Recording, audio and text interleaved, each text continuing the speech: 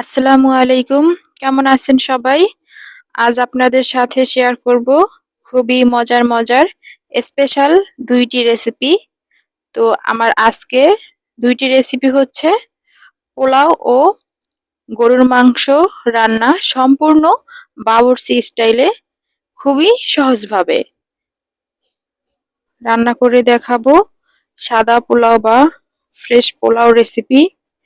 আর এই রেসিপিটা সম্পূর্ণ বাবুর্চি স্টাইলে পোলাও রান্নার রেসিপি আপনাদের সাথে আজ শেয়ার করব।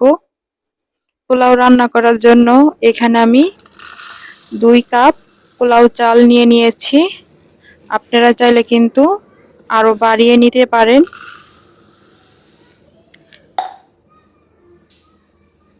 তো এখানে আমি কাপ মেপে চালগুলো দেওয়ার কারণ হচ্ছে পানিটা আমি মেপে দিব তার জন্য, যাতে ভাতটা পারফেক্ট হয়। তো এখন আমি চালগুলো খুব সুন্দরভাবে পানি দিয়ে ধুয়ে পরিষ্কার করে নিব।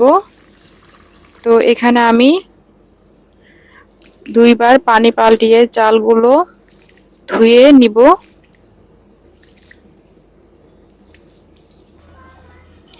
তো চালগুলো কিন্তু ধুয়ে নেওয়া হয়ে গেছে। এখন আমি চুলায় একটা প্যান বসিয়ে দিচ্ছি। এর মধ্যে দিয়ে দিচ্ছি 1/2 কাপ রান্নার তেল। আর এর মধ্যে এখন দিয়ে দিব 1/3 কাপের মতো পেঁয়াজ কুচি। আর দিয়ে দিচ্ছি গরম মশলা, দারুচিনি ২ টুকরো, দুইটা এলাচ, ২টা লং দিয়ে এখন খুব ভালোভাবে ভেজে নিব, মানে হালকা ব্রাউন কালার করে পেঁয়াজগুলো ভেজে নিব। তো এই পর্যায়ে ব্রাউন কালার করে ভেজে নিয়েছি। এখন আমি এর মধ্যে দিয়ে দিচ্ছি ১ চা চামচ আদা রসুনের পেস্ট। এখন আমি তেলের মধ্যে আদা রসুন একটু ভেজে নিব।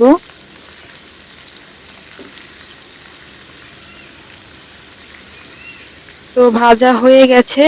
এখন আমি এর মধ্যে পানি অ্যাড করব। তো এখানে আমি ২ কাপ চাউলের জন্য ৪ কাপ পানি দিয়ে দিয়েছি। এখন দিয়ে দিচ্ছি স্বাদ মতো লবণ, দিয়ে দিচ্ছি ৪টি কাঁচামরিচ, আস্ত কাঁচামরিচ দিয়ে দিচ্ছি। এখন একটা ঢাকনা দিয়ে ঢেকে দিব, বলক আসার জন্য অপেক্ষা করব। তো এখানে পানিটা বলকাচ্ছে। এই পর্যায়ে আমি ধুয়ে রাখা চালগুলো ছেড়ে দিব পানির মধ্যে। তো এখানে অল্প অল্প করে চালগুলো আমি পানির মধ্যে ছেড়ে দিচ্ছি। সবগুলো চাল দিয়ে দিচ্ছি অল্প অল্প করেই। এখন একটা প্যাচেলার দিয়ে খুব ভালোভাবে একটু নেড়েচেড়ে মিশিয়ে নিব পানির সাথে। নেড়েচেড়ে মিশিয়ে নিয়ে আবারও আমি এখানে ঢাকনা দিয়ে ঢেকে দিব।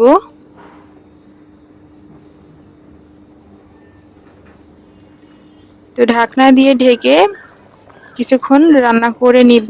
এরপরে আবারও ঢাকনা তুলে দেখিয়ে দিচ্ছি, দেখুন ভাতটা কিন্তু একদম হয়ে গেছে। আমি কিছুক্ষণ দমে রেখে দিয়েছিলাম বলক আসার পরে। তো ভাতটা কিন্তু দেখেই বোঝা যাচ্ছিল যে একদম পারফেক্ট হয়েছে।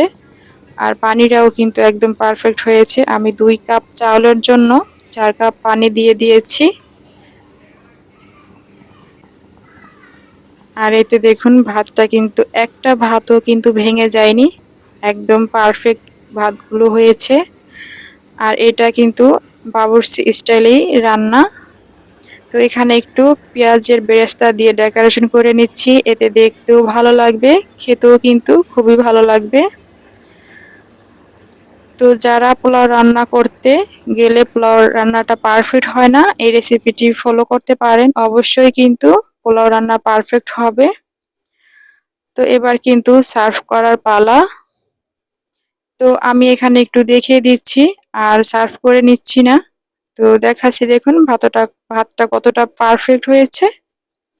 তো দেখতে কেমন হয়েছে অবশ্যই কমেন্ট করে জানাবেন। এখন রান্না করে দেখাবো খুবই মজাদার বাবুর্চি স্টাইলে সহজভাবে গরুর মাংস রান্নার রেসিপি। আর হাতে মেখে কিভাবে খুব সহজেই গরুর মাংস রান্না করা যায় সেটাই আপনাদের সাথে শেয়ার করব। চলে যাচ্ছি মূল রেসিপিতে। তো এখানে আমি 4 কেজি গরুর মাংস নিয়েছি এবং খুব সুন্দরভাবে ধুয়ে পরিষ্কার করে ছোট ছোট করে কেটে নিয়েছি। আর হাড় চর্বি সহ নিয়েছি। আর এখানে গরুর মাংস এখন আমি যে হাঁড়িতে রান্না করব সেই কড়ার মধ্যে আমি দিয়ে দিচ্ছি। তো অল্প অল্প করে পানি ঝরিয়ে নিচ্ছি। আর এখানে হচ্ছে কোরবানির মাংস যেমন রান্না করে একটু বড় বড় সাইজের, তো আমি এখানে ছোট করে নিয়েছি। আর এখন দিয়ে দিচ্ছি পেঁয়াজ। তো কেটে রাখা পেঁয়াজ দিয়ে দিচ্ছি। আর এখানে আমি একটু মোটা মোটা করেই পেঁয়াজগুলো কেটে নিয়েছি। এখন দিয়ে দিচ্ছি আদা রসুনের পেস্ট। তো এখানে আমি 1 কাপ আদা রসুনের পেস্ট দিয়েছি। আর দিয়ে দিচ্ছি 1/3 কাপ হলুদের গুঁড়া, মরিচের গুঁড়া, মানে 1/3 কাপ পরিমাণ করেই আমি সমস্ত গুঁড়া মশলা দিয়ে দিচ্ছি। এখানে ধনিয়ার গুঁড়া, আর এখন দিচ্ছি স্বাদ মতো লবণ। আর দিয়ে দিচ্ছি গরম মশলা। এখানে দারচিনি, এলাচ, তেজপাতা, লং সব মশলাই আছে, দিয়ে দিচ্ছি পরিমাণ মতো। আর দিয়ে দিচ্ছি রান্নার তেল 3 কাপের মতো দিয়ে দিচ্ছি কাঁচামরিচ, আস্ত কাঁচামরিচ দিয়ে দিচ্ছি 1 মুঠের মতো।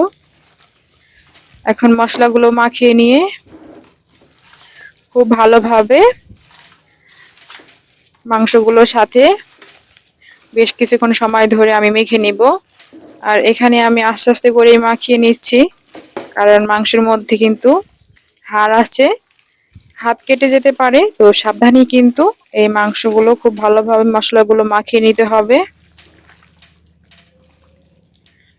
আর হাতে মাখানো গরুর মাংস রান্না কিন্তু খেতে কিন্তু খুবই মজার। আর আমরা কিন্তু বেশিরভাগ সময় কোরবানির দিন হাতে মেখে কিন্তু গরু মাংসগুলো রান্না করি। তো সেই প্রসেসে আমি কিন্তু মানে সেভাবেই দেখানোর চেষ্টা করতেছি, যদি কেউ উপকৃত হন।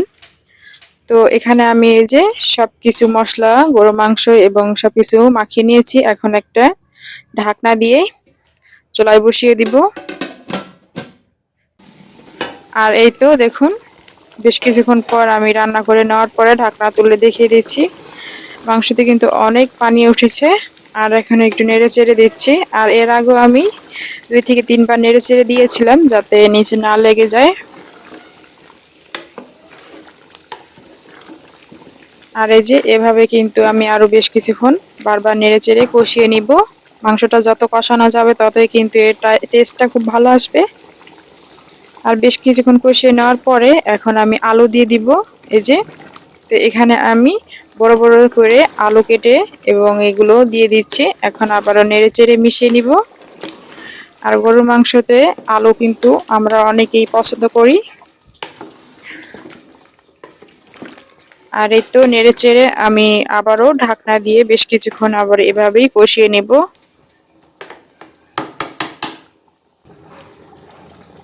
আর এই তো বেশ কিছুক্ষণ কষিয়ে নেওয়ার পরে দেখুন এই পর্যায়ে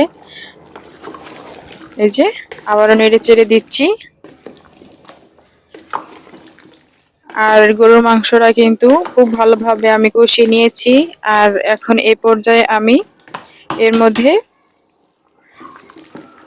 পানি অ্যাড করে দিব। তো এই যে কষানো কিন্তু হয়ে গেছে, এখন আমি পানি দিয়ে দিব পরিমাণ মতো।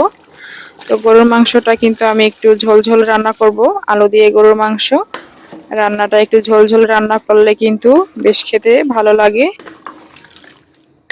আর সেই অনুযায়ী কিন্তু আমি পানি এখানে অ্যাড করে দিয়েছি। আর এখন নেড়েচেড়ে একটু মিশিয়ে আবারও ঢাকনা দিয়ে ঢেকে দিব, বলক আসার জন্য অপেক্ষা করব। আর এই যে বলক আছে দেখুন। তো এখন আবার একটু নেড়েচেড়ে দিচ্ছি। আর এইভাবে কিন্তু আমি বেশ কিছুক্ষণ জাল করে নিব, মানে রান্না করে নিব। আর এই যে এই পর্যায়ে দিয়ে দিচ্ছি টালা জিরার গুঁড়া। আর এখানে দিয়ে দিচ্ছি একটু মিশিয়ে নিয়ে তারপরে এখানে আমি আস্ত কয়েকটা কাঁচামরিচ দিয়ে দিব। আর ঝাল কিন্তু যার যার পছন্দ অনুযায়ী দিতে পারেন, যারা ঝাল বেশি পছন্দ করেন সেই ক্ষেত্রে আরো মরিচ বাড়িয়ে দিতে পারেন। তা আবার একটু নেড়ে চেড়ে মিশিয়ে নিব। আর এভাবে আবারও কিছুক্ষণ রান্না করে নিব। তো বেশ কিছুক্ষণ রান্না করে নেওয়ার পরে চুলা থেকে নামিয়ে নিব। আর এই পর্যায়ে দেখুন রান্নাটা কিন্তু একদম শেষ। আর একটু নেড়েচেড়ে একটু কাছে থেকে দেখিয়ে দিয়েছি, দেখুন কতটা লোভনীয় লাগতেছে। তো হাতে মেখে গরুর মাংস রান্না আলু দিয়ে দেখতে কেমন হয়েছে অবশ্যই কমেন্ট করে জানাবেন। সবাই ভালো থাকবেন, সুস্থ থাকবেন। আল্লাহ হাফিজ।